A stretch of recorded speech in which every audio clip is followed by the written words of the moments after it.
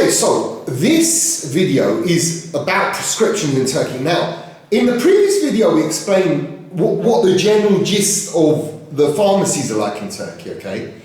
Now, if you believe you bought fake HGH, which is probably the case, contact me, I'll help you identify, or you can go to my website, www.fitnesssources.com. Below there's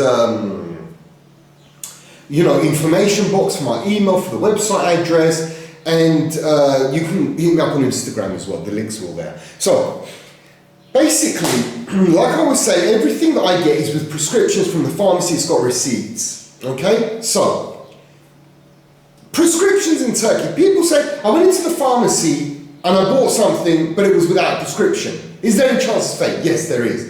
So, is everything controlled with prescriptions? Yes, everything is controlled with prescriptions. So, how do they get around that? Number one, they just literally go buy it from somewhere else and have it there. So this is what I was explaining, if you look at the previous video, you'll understand about the actual way the pharmacy works in Turkey. So how to be covered by having a prescription. Right. In Turkey, there's 4 types of prescriptions, okay? The first type of prescription is a red prescription.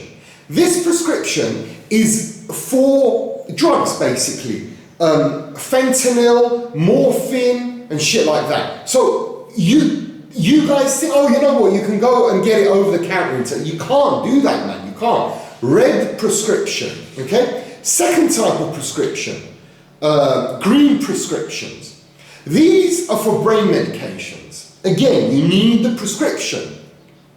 These brain medications are shit like, all these Valiums and Prozacs and shit, diazepam, lorazepam, all this sort of stuff. Again, green coloured prescription. Then you've got orange prescriptions. They're for things that are totally different category, things like blood thinners, okay? So you don't just accidentally fucking kill yourself with shit like that. So again, a prescription. And actually they're so strict, even things which in other countries you don't need a prescription, in Turkey you do. So things like HGH, things like insulin, for example, they need a prescription, but it's a normal prescription. It's just the normal paper prescription from the doctor. It's sometimes the importer, he'll want something from a specialist if you're going to get the HGH. So it's actually not even that simple. But they still want the prescription, and it's a plain coloured one. In Europe, for example, you can walk into a pharmacy, you can buy insulin. Insulin is really cheap. It's not like in the States, yeah?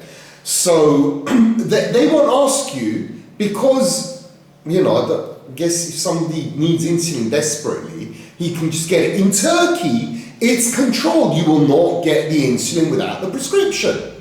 And see, so when people kind of think, oh, Turkey is this lawless place where you can absolutely get anything you want in the pharmacy. My mate went and he got something from the pharmacy. Those guys usually write to me and I say, shit, this is fake. Shit, this is fake.